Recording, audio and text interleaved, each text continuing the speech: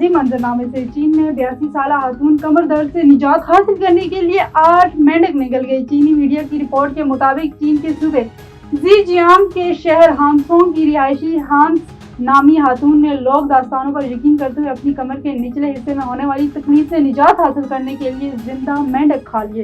Report में मजीद बताया कि बदकिस्मती से इस गैर रवायती तरीके इलाज की वजह से खातून के पेट में शदीद दर्द हुआ और खातून को अस्पताल में दाखिल होना पड़ा। यह हैरान कौन वाकया फ्रांस के हित्ते गुडालपूर में पेश आया, जहां दादा ने पौधे से मिलने के लिए खुद को गिरफ्तार करवा लिया।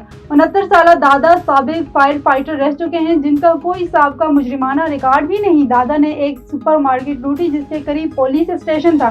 सुपरमार्केट लूटने के बाद दादा वहीं इंतजार करते रहे ताकि इन्हें गिरफ्तार किया जा सके। मकसद ये था कि वो जेल जाए और अपने कैदी पोते से मिले।